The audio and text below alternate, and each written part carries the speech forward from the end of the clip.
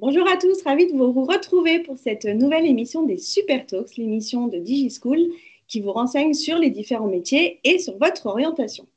Alors aujourd'hui, zoom sur les métiers du développement durable et les voies d'études possibles pour bien vous former.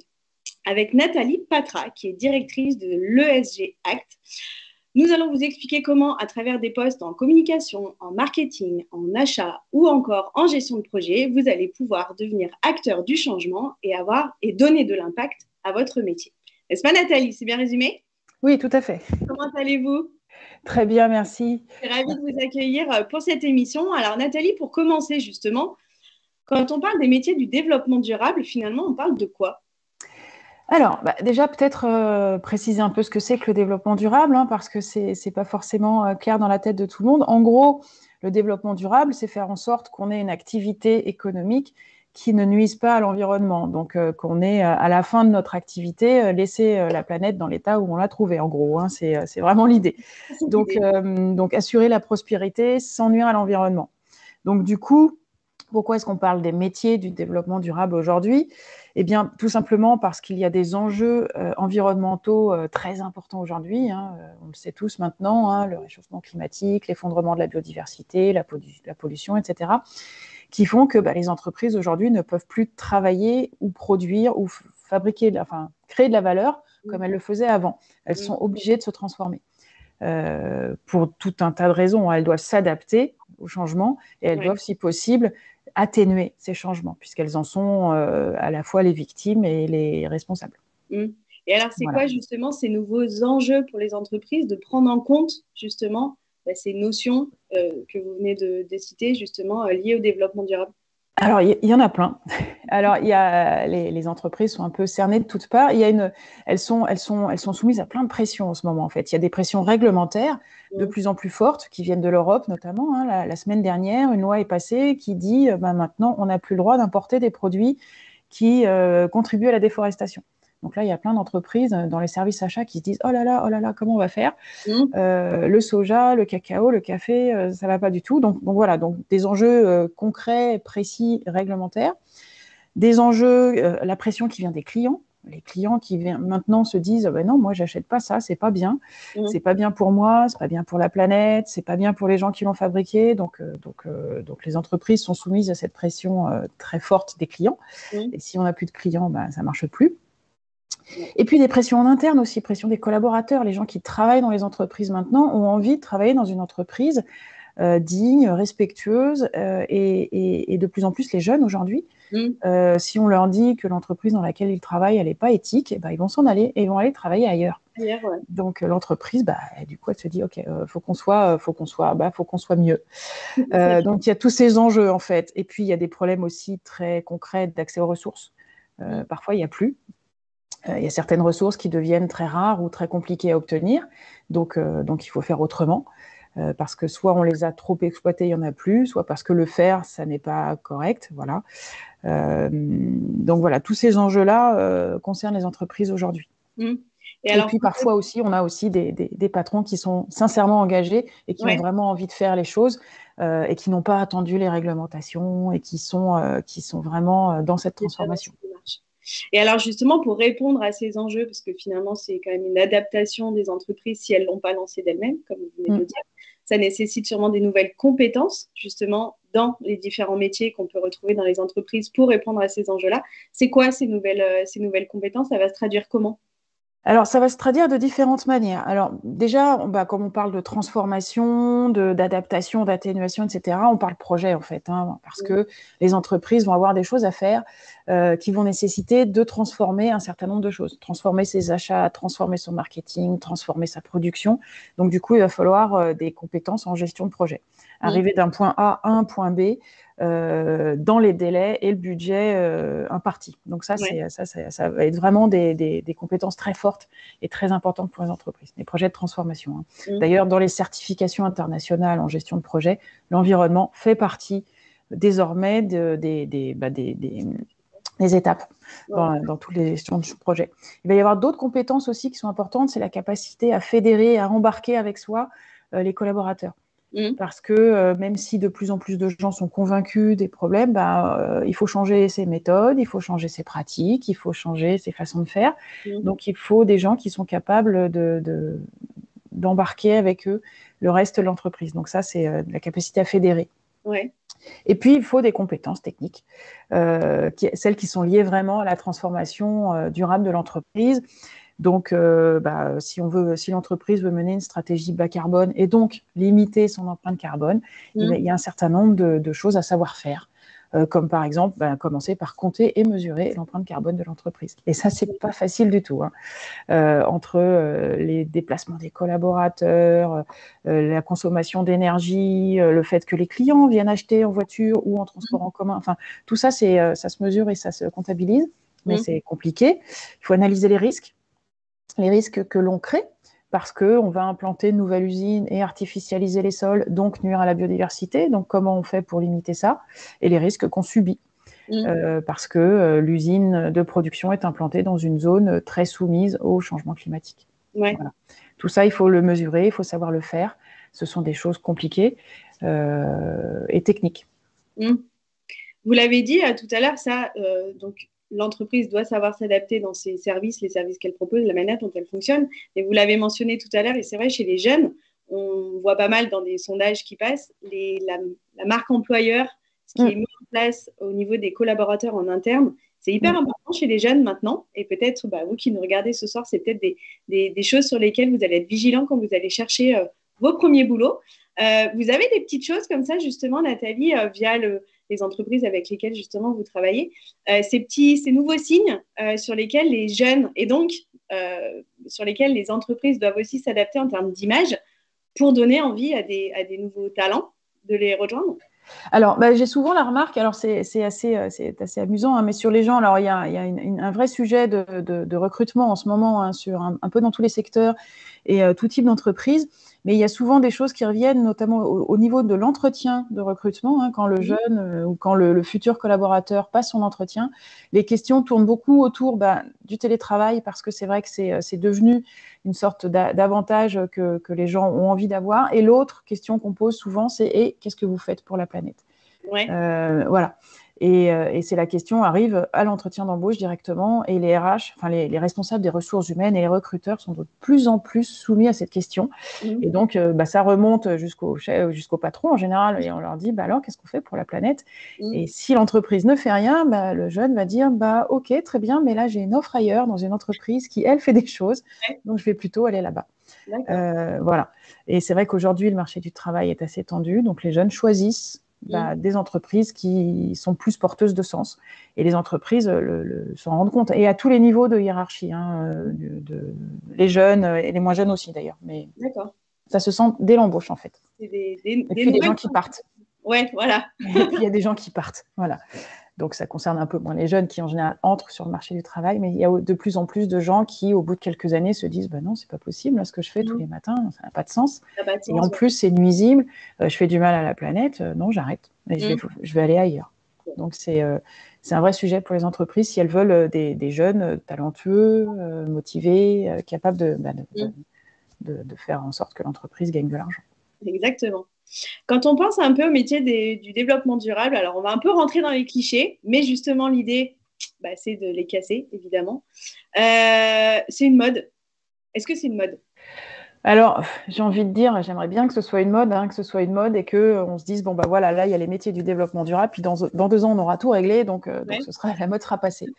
En l'occurrence, je pense qu'on en a pour un peu plus que 2 ans avant que ça passe, donc non, c'est pas une mode. Là, pour le coup, je pense qu'on peut faire le parallèle avec ce qui s'est passé il y a 15 ans, 20 ans avec la transformation digitale.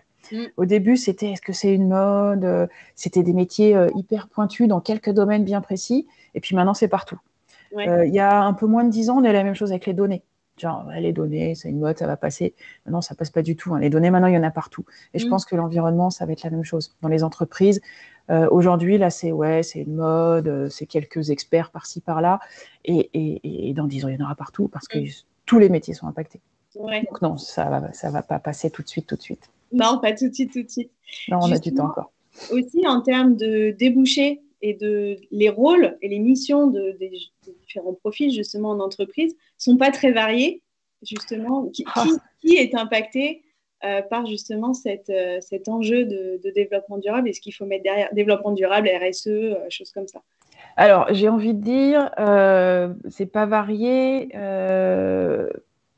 en termes d'objectifs, parce que l'objectif, c'est vraiment d'améliorer les choses en termes d'environnement et d'impact sur la planète. En termes d'activité, en revanche, je balayais quelques sites de recrutement tout à l'heure pour réviser un peu et pour préparer cette émission. Et je suis tombée sur des choses dans le luxe, beaucoup, parce que les métiers du luxe ont des clients très exigeants et donc se doivent d'être irréprochables. Donc des choses très, très techniques dans le métier du luxe, des choses sur les achats, des choses dans le monde du sport. Il y a quelques enseignes, on peut penser à Decathlon par exemple, qui est très en avance sur ces sujets-là parce qu'ils ont vraiment à cœur d'avoir des produits à faible impact. Vous avez l'industrie qui a des problématiques autour de l'énergie, autour de ces chaînes de production et de ces matières premières. Vous avez les services, parce qu'on se dit, oui, les services, c'est immatériel, donc ça pollue pas. Mais en fait, tout ce qui est derrière en termes de numérique, ça a un impact très fort, donc un gros impact sur tous les enjeux autour de l'informatique responsable, du numérique responsable. Donc, énormément de choses. Les entreprises, du coup, des petites, des grosses, des moyennes, des nationales, des multinationales, des associations aussi qui travaillent au service d'autres secteurs, les collectivités. Les collectivités qui ont des contraintes, qui ont des plans climat, des plans bas carbone, etc., des plans d'urbanisme qui doivent intégrer ces notions-là. Donc, en termes de secteur, tout le monde, en termes de taille, tout le monde, et en termes de métiers, de plus en plus de métiers sont concernés. Ouais. Donc, c'est pas non plus que des métiers liés à l'ingénierie. Non, pas du tout. Pas du tout. En fait, ce sont des métiers. Alors, effectivement, les ingénieurs sont aussi très concernés, parce que les ingénieurs doivent imaginer des nouveaux produits, des nouvelles machines, des nouvelles technologies qui sont plus respectueuses. Donc, peut-être en utilisant des low-tech, par exemple, ou en faisant moins et mieux avec moins. Enfin, voilà, des choses comme ça. Donc, ça, c'est le rôle des ingénieurs. Mais une fois que l'ingénieur il a développé son nouveau produit dans son laboratoire et qu'il a un truc super, s'il n'y a pas un chargé de marketing pour le mettre sur le marché et le vendre, ça restera une belle innovation, mais dans un placard. Donc, il va y avoir besoin de communiquer dessus, de le mettre en marché, de trouver un prix, des clients. Donc, tout ça, ça va être le rôle du marketing, par exemple, et de la communication. Et puis, il va falloir des gens pour manager ces projets-là, pour déterminer une stratégie, pour aller voir les ingénieurs et leur dire, bon, les gars, maintenant, on arrête de faire n'importe quoi. Et vos produits, vos matières premières, on veut des trucs propres. On veut des choses éco-conçues, etc. Donc, il faut des managers et des responsables dans les entreprises qui conduisent ces changements. Donc, une fois que le produit, et juste une fois que le produit est conçu, il va falloir acheter les matières premières pour fabriquer. Et donc là, c'est le responsable des achats qui va arriver, qui va dire, bon, alors ça, ton truc en plastique, c'est pas possible, on va pas pouvoir, je suis pas d'accord, donc trouve une autre matière. Et une fois que l'autre matière est trouvée, on va trouver un fournisseur, mais pas juste un fournisseur propre au niveau de la planète, on va aussi trouver un fournisseur qui rémunère correctement ses salariés, on sauve la planète et les humains qui sont dessus. Ça va avec, effectivement. Ça va avec. On ne peut pas faire l'un sans l'autre. Voilà. Ça ne marchera pas. Maintenant que le cadre est un petit peu posé, justement, donc on a bien compris que quand on parle de ces métiers à impact et quand on parle de ces métiers liés au développement durable, donc tout est concerné, toute l'entreprise est concernée et toute la chaîne, finalement, à l'intérieur des collaborateurs, justement, sont concernés. Comment on fait, pour le coup, pour se former c'est une partie, justement, qu'on va aborder maintenant avec vous. Et donc, vous êtes, vous, une école de commerce spécialisée, justement, dans le développement durable. Vous allez nous expliquer comment. J'avais une petite question quand même, parce que, justement, liée à l'actualité, la ministre de l'Enseignement supérieur a annoncé il n'y a pas très longtemps que justement ces nouveaux enjeux de transition écologique et énergétique, comme vous l'avez dit, comme il y a encore quelques temps avec le développement du numérique, ça va faire l'objet justement d'une sensibilisation généralisée de tous les étudiants. Pourquoi finalement vous le faites maintenant? Et puis, quelle va être la différence justement avec le type d'enseignement ou en tout cas de sensibilisation auquel vont avoir le droit tous les étudiants à terme? Comment vous allez vous démarquer justement là-dessus? Alors, en fait, on se démarque parce qu'on est, en fait, la loi qui vient de passer et qui est vraiment une bonne idée, une super initiative. Pour le coup, c'est assez important que tout le monde soit formé le plus tôt possible à ces enjeux-là. Donc, l'idée là du ministère, c'est bien ça, c'est bien de se dire que tous les étudiants à Bac+2 ont reçu une sensibilisation assez sérieuse sur ces enjeux-là, quel que soit le métier qu'ils vont faire derrière. Et l'idée, c'est que ce soit mis en place d'ici 2025 au plus tard. Donc ça, c'est voilà, c'est pour former, pour sensibiliser toute la population. Nous, on a pris une approche différente. En fait, on va bien plus loin que ça, puisqu'on forme au métier de la transformation et de la préservation de l'environnement. Donc, on est vraiment sur des spécialisations et des métiers liés complètement à ça. Donc, dans tous les cours, dans tous les modules, sur les 5 ans qu'on propose, on parlera que de ça, en fait. Et on est vraiment sur une double compétence. Alors que l'éducation nationale cherche vraiment à sensibiliser le plus grand nombre. C'est complémentaire, en fait. C'est important. Et après, l'étape suivante, c'est de changer un peu les matières au fur et à mesure pour que les profs intègrent ça dans tous les cours. Mais ça procède par étapes. Et puis eux, ils ont des centaines de milliers, des millions d'étudiants à former. Nous, c'est vrai qu'on est sur une école, on va former sur des métiers bien spécifiques. Donc, on est sur une approche différente et on n'attend pas 2025. On n'attend pas 2025. C'est d'ailleurs justement vos premières formations ouvriront à la rentrée 2023. Tout à fait. C'est bien ça. Tout à fait. Est-ce que vous pouvez justement nous dire 2 mots un peu sur l'école, donc qui est nouvelle, et justement cette approche, la pédagogie que vous allez mettre en place pour justement répondre à ces enjeux pour les entreprises et la manière dont vous allez former justement vos étudiants? Alors, déjà, pourquoi cette école aujourd'hui et pourquoi le groupe Galileo lance le SG Act? On est parti de plusieurs constats, en fait. Les constats qu'on a faits en auditant un certain nombre d'experts du secteur du développement durable qui nous ont évoqué le manque de compétences, le manque de personnes compétentes. Malgré les besoins de plus en plus importants des entreprises, donc on s'est dit, bon, là, il y a quelque chose à faire. Notre métier, c'est de former des jeunes pour qu'ils trouvent un job. Et là, on voit bien qu'il y a un secteur où il n'y a pas assez. Donc c'était assez logique. Il y a aussi un engagement du groupe de se dire il faut aller plus vers ces choses-là parce qu'il faut que nous aussi, on contribue. Voilà, les citoyens contribuent, les entreprises contribuent. Il faut que le secteur de la formation contribue aussi à régler le problème. Et donc, on a analysé les débouchés, les compétences et on s'est dit, voilà, il faut construire quelque chose. Donc, on a construit cette école et ces programmes fort de ce constat, en fait. Et donc, on est parti de programmes qui proposent une double compétence, en fait. Une compétence avec le développement durable en socle et une spécialisation que l'étudiant choisira en fonction du métier qu'il a envie d'exercer. Voilà, s'il veut aller plus vers le marketing, plus vers les achats ou bien plus vers la gestion de projet, sachant qu'il y aura une grosse partie de tronc commun. Ensuite, pour la partie pédagogie, donc, comme je le disais au début, il y a une grosse partie qui va être consacrée aux enseignements techniques du développement durable. Alors, je vais sortir des termes un peu abscons, mais stratégie bas carbone, empreinte carbone, rapport ESG, reporting intégré, toutes ces choses-là, en fait, matrice de matérialité, sont des choses qui font partie du quotidien du responsable RSE, par exemple. Donc, il doit savoir faire. Et si c'est le faire dès en sortant de l'école, il gagne du temps par rapport à ceux qui doivent apprendre sur le tas. Ça, c'est important. La spécialisation, bien sûr. Il faut connaître le marketing, les achats, la gestion de projet. Et puis, des savoir-être. J'ai vu ça dans pas mal d'offres. Il faut savoir fédérer, embarquer les autres, convaincre. Donc, beaucoup de choses autour du débat, du plaidoyer, des compétences orales et écrites. Et puis, une grosse partie aussi dédiée à la compréhension du monde. On ne peut pas transformer le monde si on ne comprend pas ce qui ne va pas et si on ne sait pas d'où on vient. Voilà. Donc, avant de faire une trajectoire, quand on construit une trajectoire de transformation, il faut bien savoir d'où on part. Et on part d'un monde, là, aujourd'hui, en 2022, compliqué, donc il faut le comprendre. Donc, de l'économie, de la géopolitique, des choses autour de l'information et des fake news, des biais cognitifs, tout ça, le monde dans lequel on vit, le comprendre pour pouvoir le transformer.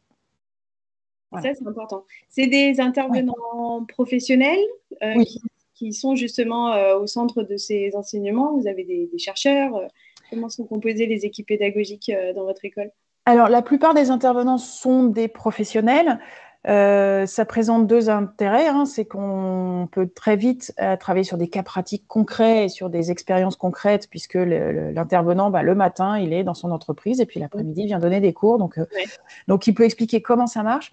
L'autre avantage hyper important à mes yeux aussi, c'est qu'il peut aussi expliquer ce qui ne marche pas.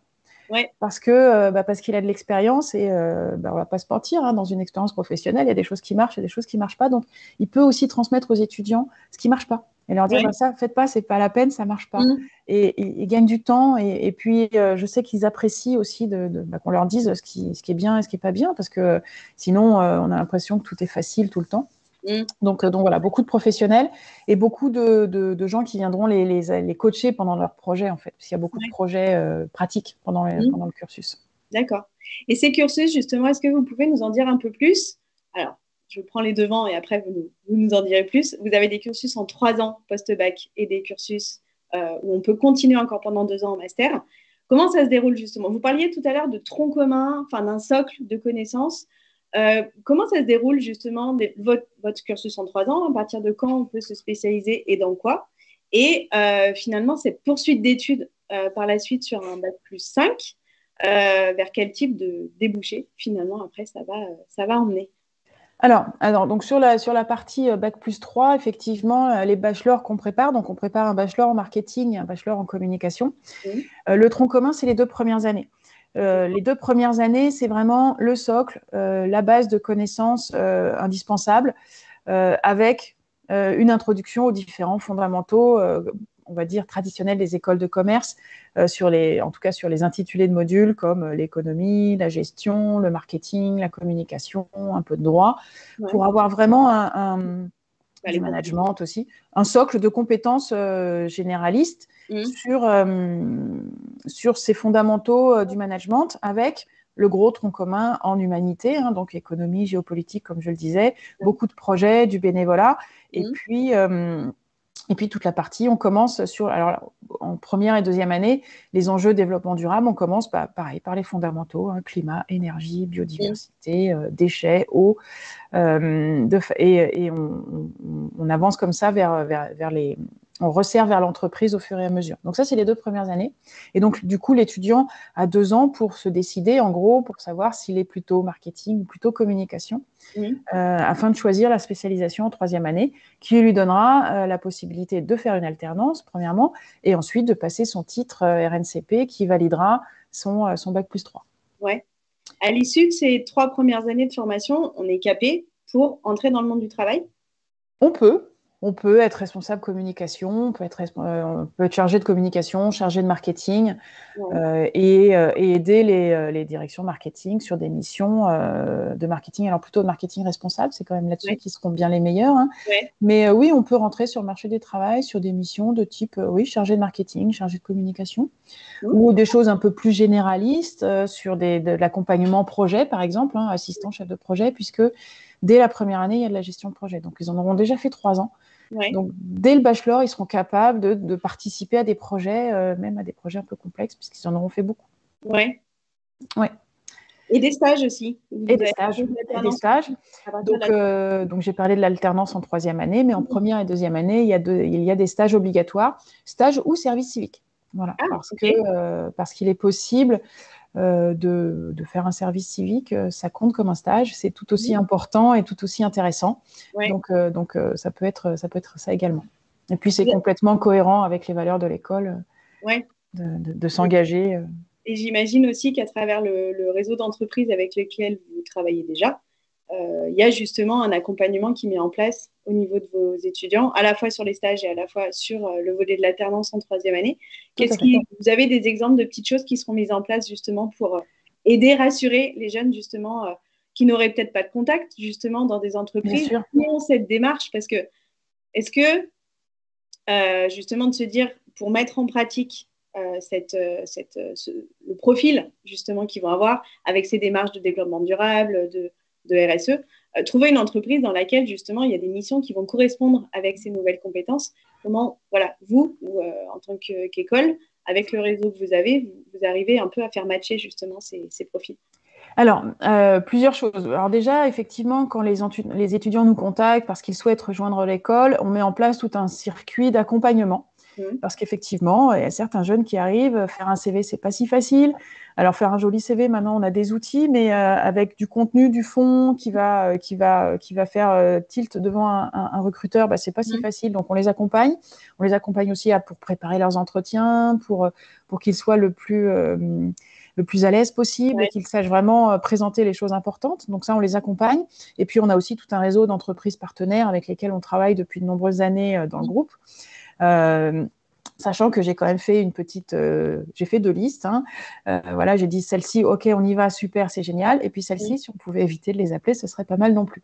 Parce que effectivement, toutes les entreprises ne sont pas aussi vertueuses, ou en tout cas ne sont pas toutes au même stade dans leur transformation. Voilà. Il y en a qui ont un peu plus de chemin à faire que d'autres. Donc voilà, donc on travaille avec la direction des relations entreprises pour justement aller contacter, alors soit des très grands comptes, puisqu'on est en contact avec quasiment toutes les grosses entreprises de la place de Paris. On est un grand groupe, donc on a pas mal de relations avec nos entreprises, les grandes. Mais aussi, on va aussi travailler avec des associations et des partenaires pour aller chercher les plus petites. Puisque parfois, des entreprises avec 2, 3, 4 salariés ont besoin d'un alternant. Et donc là, on est déjà en contact avec quelques grosses associations qui vont nous mettre en relation avec ces petites entreprises-là. Et puis, on va leur faire savoir à ces entreprises-là que oui, elles nous intéressent aussi parce que souvent, on a de jolies pépites qui sont hyper engagées et qui méritent d'avoir un alternant justement pendant 1 an ou 2 ou 3. Et puis des fois, plus facile à mettre en place si la structure est petite, de mettre en place des nouvelles choses, peut-être pour tester, pour... Oui, tout à fait. Alors après, c'est vrai que ça dépend vraiment Puis là, ça va dépendre aussi des profils des étudiants. C'est vrai qu'il y a des étudiants qui adorent ça, qui aiment être un peu des aventuriers dans une entreprise. Et donc, quand il y en a 3 ou 4 et qu'il est le 5e, il sait qu'il va faire plein de trucs. Puis il y en a qui préfèrent être dans des grands groupes et dans des gros projets parce qu'ils veulent contribuer à des choses plus grandes, bien structurées. Donc, ça permettra de laisser les choses aux étudiants. Donc là, vous nous avez parlé du cursus en 3 ans. Donc, il y a possibilité, après la 3e année, de continuer sur 2 ans supplémentaires. Quelle est la vocation, justement, de ce bout de cursus en plus? Ça va apporter quoi au niveau du profil en compétences? Alors, on va renforcer la spécialisation, tout simplement. Et puis, on en apporte de nouvelles. C'est-à-dire qu'après un bac+3, vous avez la possibilité effectivement d'entrer en master. Et là, on propose 3 spécialisations. Donc, une spécialisation achat, une spécialisation marketing et une spécialisation gestion de projet. La spécialisation achat est tombée de façon assez évidente parce que c'est un vrai besoin chez les entreprises. Il y a vraiment besoin d'acheteurs. Et on s'est dit, voilà, il y a des étudiants qui ont la fibre commerciale. Et la fibre commerciale, elle est très utile quand on travaille dans une direction achat parce que pour vendre, il faut un acheteur et un vendeur. Et c'est vrai que quand on est dans une école de commerce, on pense souvent aux gens qui vendent, mais on ne pense pas assez à ceux qui achètent. Ceux qui achètent, oui. Voilà. Et il faut bien qu'il y en ait, sinon il n'y a pas de vendeur. Et donc, c'est vraiment un métier important qui se développe de plus en plus parce que les contraintes logistiques, parce que le transport, parce que les matières premières. Donc, les achats responsables, c'est vraiment un secteur d'activité qui se développe et qui sera tout à fait adapté aux étudiants qui ont la fibre commerciale, qui ont fait une école de commerce pour ça, en fait. Voilà. Et après, il y a la partie gestion de projet qu'on ajoute en 5e année, en 4e année, pardon, pour aller jusqu'au bac+5. Parce qu'il y a des gens qui vont vouloir se diriger plus vers des choses de type de management, en fait. Et donc, dans ces métiers-là du développement durable, la compétence projet est clé. Donc, pour évoluer, pour aller vers les postes de directeur RSE, directeur du développement durable, etc., la compétence projet est juste indispensable. Donc, on s'est dit que ça allait être important. Et puis, ceux qui souhaitent continuer vers du marketing et un peu de communication, ceux-là auront cette filière-là qui continue jusqu'au bac+5. D'accord. Donc là aussi, possible de le suivre en initiale comme en alternance? Oui, initiale ou alternance. Et possible aussi de venir d'ailleurs, de venir d'une autre école ou d'un autre cursus pour arriver en 4e année. Voilà, on prévoit aussi de faire quelques remises à niveau sur justement les compétences développement durable, etc., pour que tout le monde passe une bonne année. Et possible aussi de venir d'un autre parcours. Et alors, comment on vient, justement? La transition est idéale. Les admissions à l'ESG Act, ça se passe comment? Et quand, surtout? Alors, ça se passe dès maintenant jusqu'à, alors je ne vais pas dire jusqu'à la rentrée quand même, parce que ceux qui veulent trouver une alternance, il faut quand même être un petit peu prévoyant et anticiper. Mais ça commence dès aujourd'hui. Alors, en bac+1, en B1, on n'a pas de spécialisation du bac particulièrement visée. On a plus un profil, une envie, une motivation et un projet. Voilà.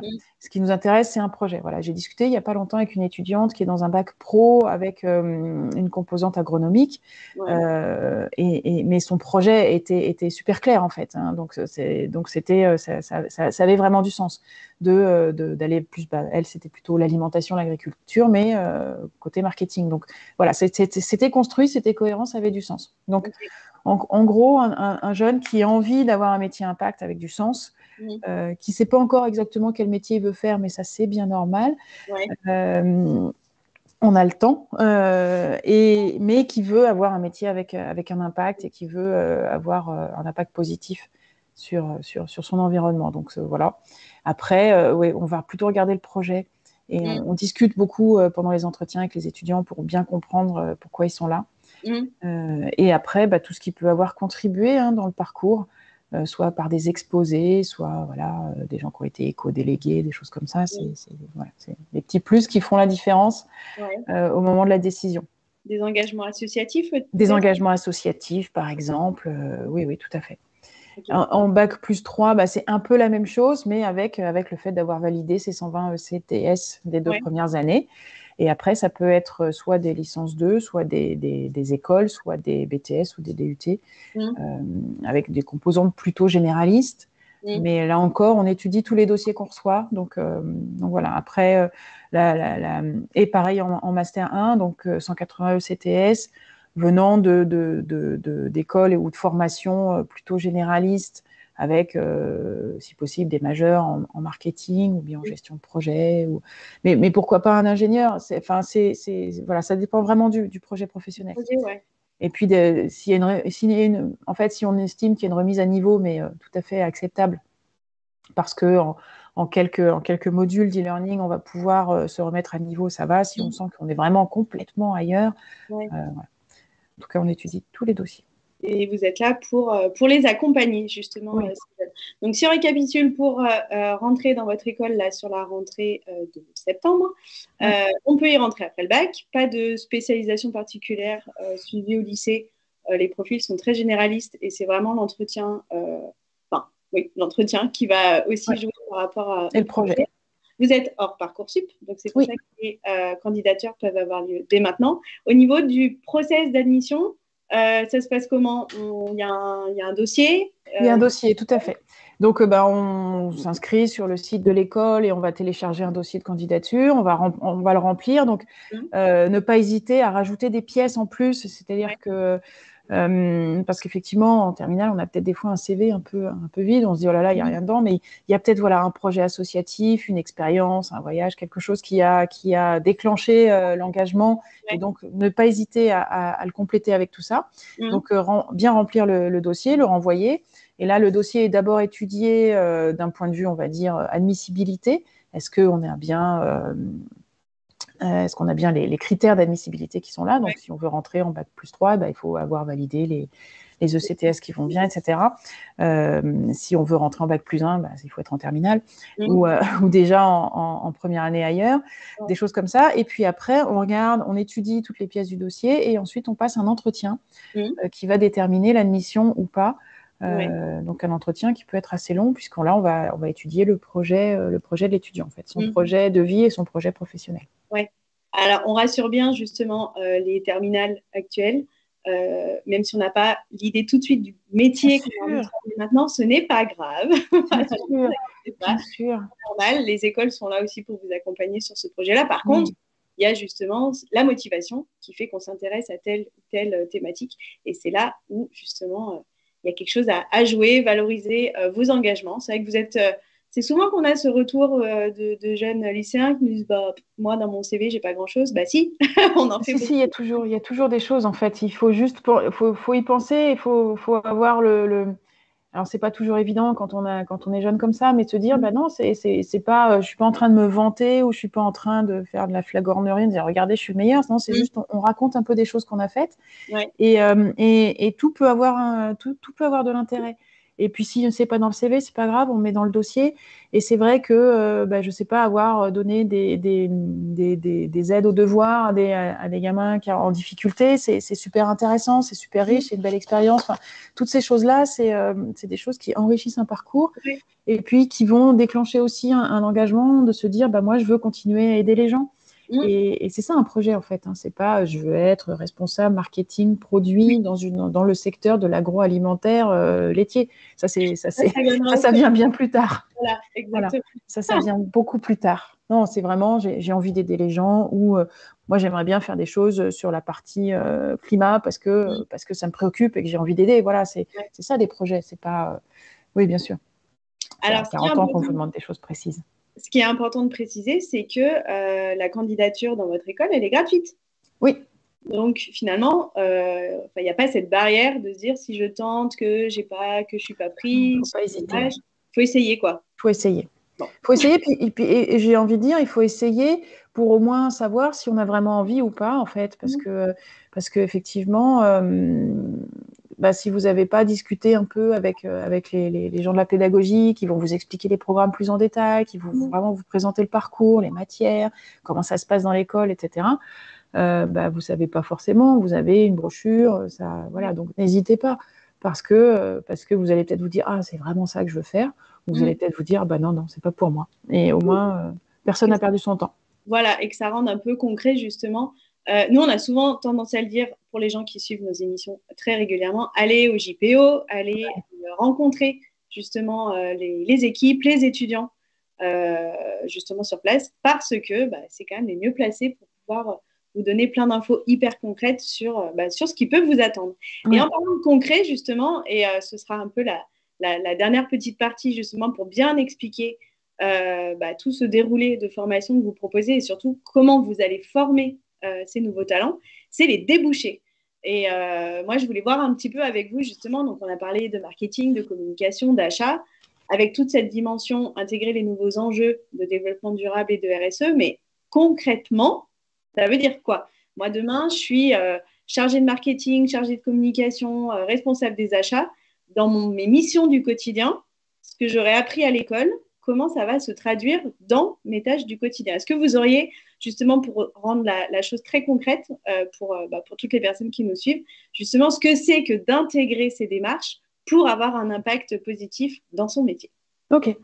On va commencer par la partie projet. Donc, il y a la direction générale qui se réveille un matin, qui se dit non, là, ça ne va pas, il faut qu'on change les choses, il faut qu'on soit plus vertueux, plus propre, il faut qu'on soit plus respectueux de l'environnement. Tiens, toi, chef de projet, tu vas nous aider. Et comment on va faire? Donc, le chef de projet, il va faire une feuille de route et va dire, bon, là, on est en 2022. En 2023, il faudrait qu'on ait diminué de 25% nos émissions de gaz à effet de serre. Bon. Ouais.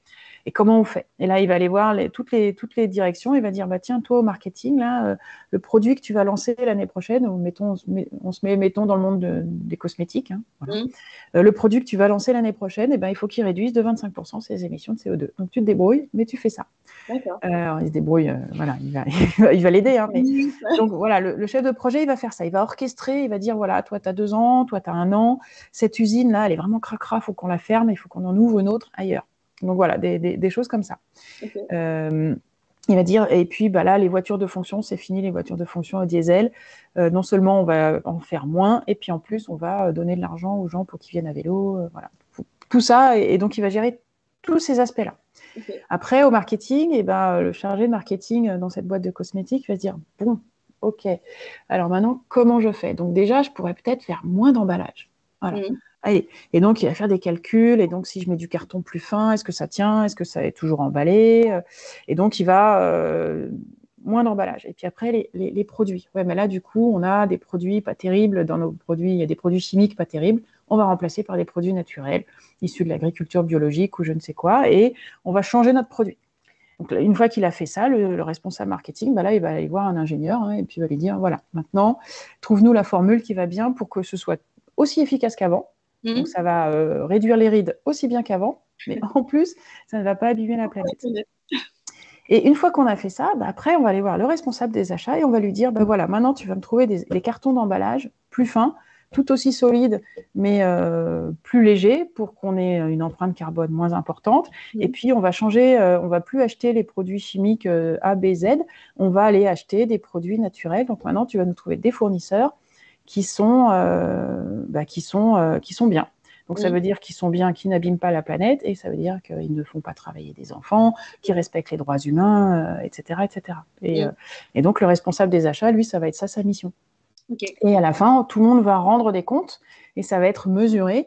Et ça va être peut-être le directeur RSE ou le directeur du développement durable qui va mesurer tout ça et qui va dire, OK, oui, on a réussi, super, l'année prochaine, on recommence.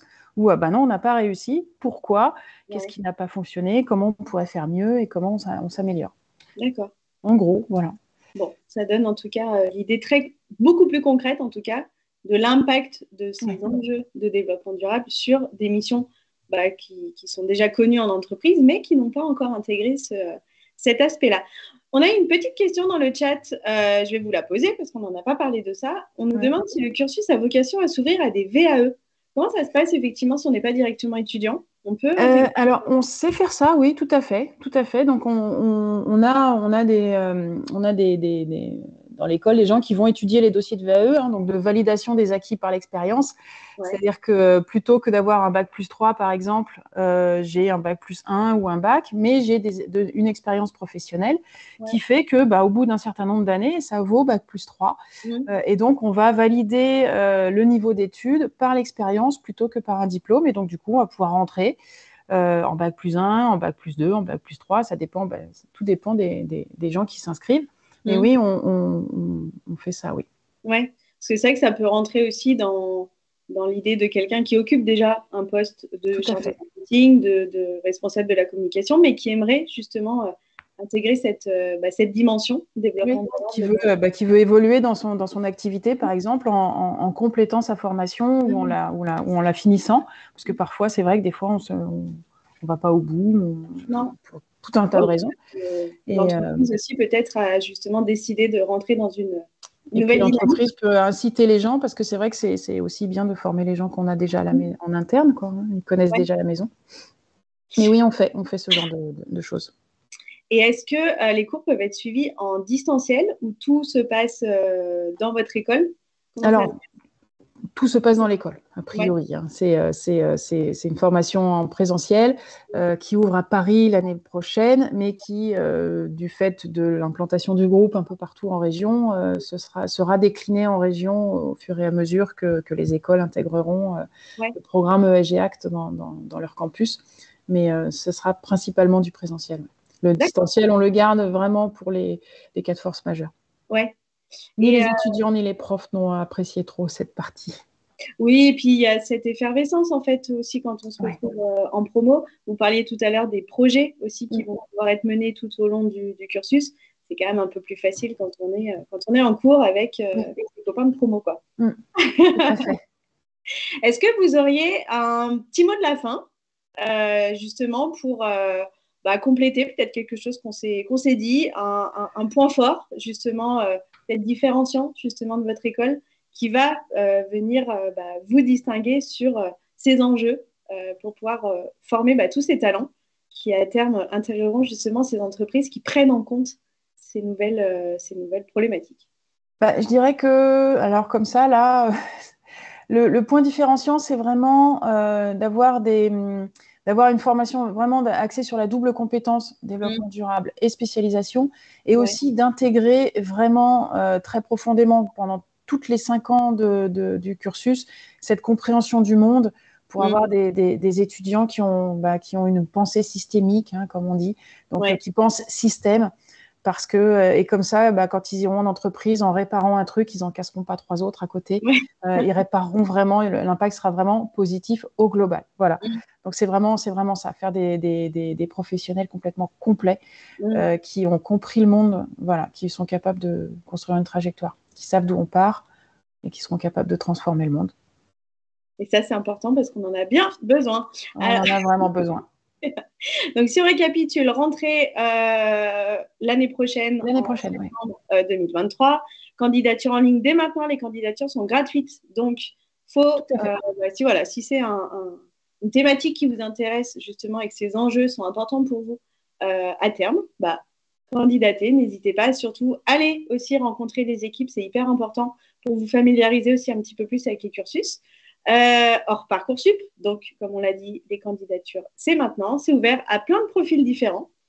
Donc, écoutez, allez-y et je pense que on vous mettra toutes les petites informations de liens pour les candidatures et justement le site de l'école pour avoir toutes les informations aussi sur le déroulé des programmes, les matières, voilà, tout ce qui est suivi. Écoutez, merci beaucoup Nathalie Merci à vous. pour toutes les infos que vous nous avez données, surtout, et puis pour les conseils, pour l'illustration justement de ce que peut avoir l'impact sur ces nouveaux métiers, du marketing, de la communication, de l'achat. N'hésitez pas à aller rencontrer le SD Act justement pour en savoir plus. Et puis, écoutez, on vous retrouve très rapidement pour de nouvelles émissions d'orientation. Nathalie, merci encore. Merci à vous pour l'invitation. Vous nous avez consacré et je vous dis à très bientôt. À très bientôt. Au revoir à tous.